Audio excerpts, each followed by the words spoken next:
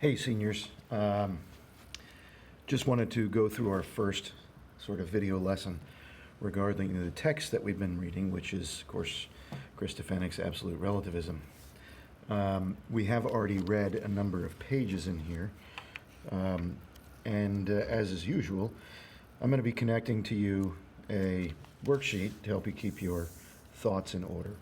I wanted to kind of go over that worksheet with you very briefly before I actually send it to you on the Dropbox version of Blackbaud, very similar to something you might do with Coach Arnold. What I'll do is I'll create the assignment and I will attach it to there. You can really answer me in one of two ways. You can, or one of a number of ways. You can copy and paste this into a Google Doc and then just, add your own answers to it. Or if you'd like, you can simply create a new document and, number one, define relativism and then give me the answer.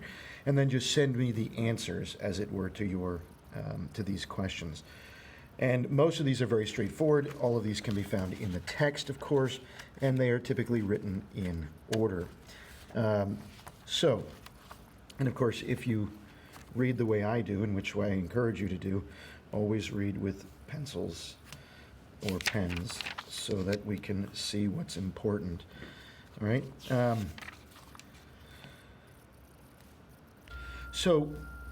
It's very important. So number one, define relativism. Well, obviously, the definition of relativism is not the greatest problem of our time.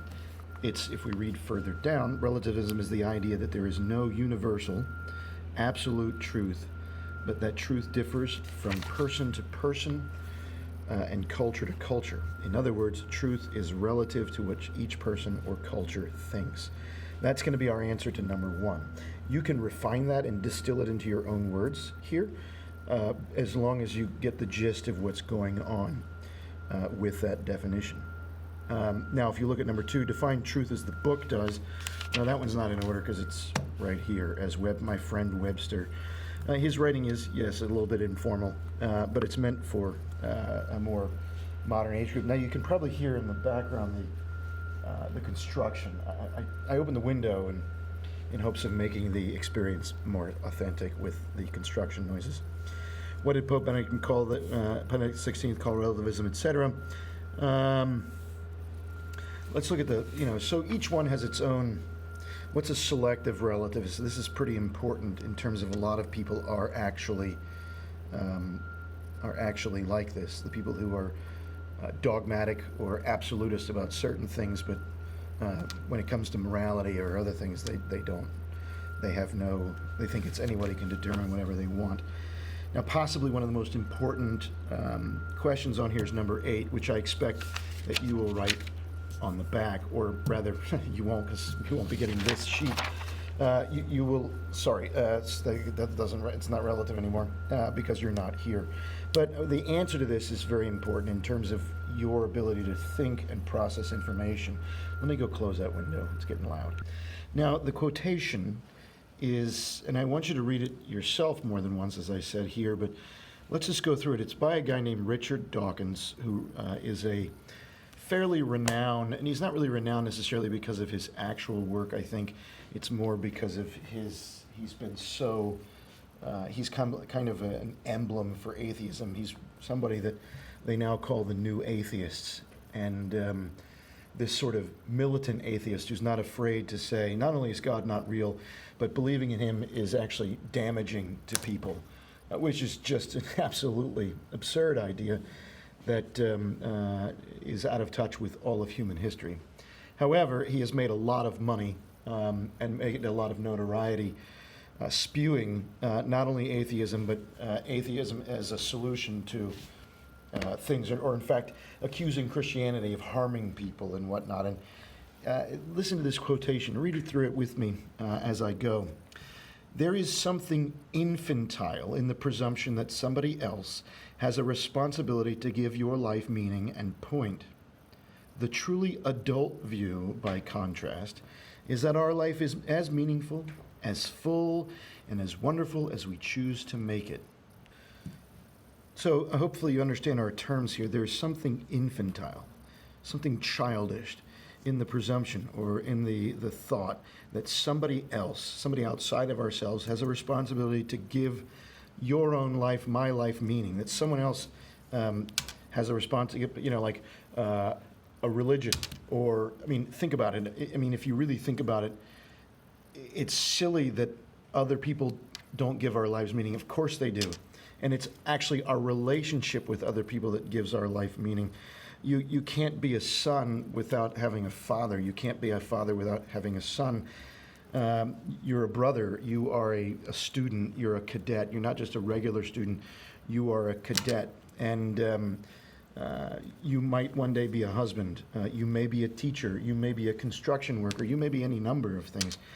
But it is true that our relationships give part of the meaning of our very lives here. But he's saying that, okay, it's really childish to think that somebody else has a responsibility, carefully chosen words, to give your life a meaning or a point.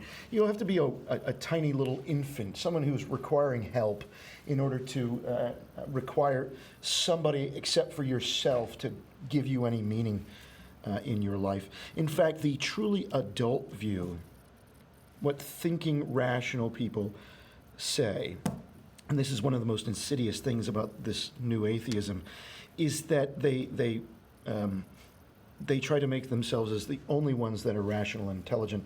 If you are a religious type, you simply dwell in the realm of faith and have no idea what real reason is, and that religion is somehow a crutch for you, and yada, yada, yada, yada, yada.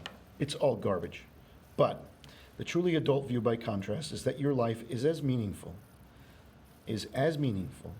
as full, and as wonderful as we ourselves choose to make it. God does not bring meaning to our life. I guess even our relationships with others bring no meaning to our life. I want your assessment of that quotation. And maybe I spoke too much about it already and put too many ideas in your head, but really think this is the alternative, that your happiness will be found in any way that you want. And there's something very attractive about that. There's something very tempting about that. And in fact, the world tells you every day that's how your happiness will be found. Your happiness will be found in just creating whatever meaning you want. I think, however, if you look at various people's lives, just the time-honored test of observation, you'll find that when people think that they can create their own meaning and their own truth, they end up with nothing firm upon which to stand. They end up with anxiety, a lack of inner peace, and they have to find those things in other places, which is funny because he's just going to criticize. Somebody else says take responsibility to give your life meaning and a point. He's going to criticize people who have Christian faith or other faiths for having that. But ultimately, people that don't have a Christian faith or some other Islamic or some other faith, what do they end up placing their faith in? Well, they end up placing it in some other ideology, whether it be global warming ideology. Well, the true happiness is solving global warming, right? That's what happens when you create your own meaning in life. We are built to search for and find true meaning in life. And so when the option of theism, of Christianity, for example, is taken away from us, we start desperately trying to find that ultimate truth in anything else. And we see that in various political realms, whether it be certain movements dealing with human sexuality, or certain movements when dealing with environmentalism, or any number of soapboxes and topics and things that people get onto today. So reread that section, those first few pages, and this really only goes, it doesn't go not very many pages, and I know that we have read to page, most periods have read up to certainly page 11 or maybe even 13. Some of these are old markers from last year. So I will give you an additional assignment, a reading assignment coming up soon that we can read together and then discuss the main points of, and be looking for this here. It'll be due on the morrow, which will be, I guess, you'll be getting this assignment Monday, but I guess it won't be. Let's say that this is the assignment for Monday. This is Tuesday. This is Tuesday's video. This is Tuesday's assignment. So this will be due, 3 o'clock, 5 o'clock on Tuesday. And then hopefully by then we'll have uploaded already the assignment for Wednesday.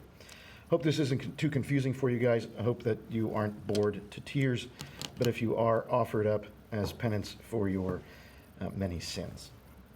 Cheers.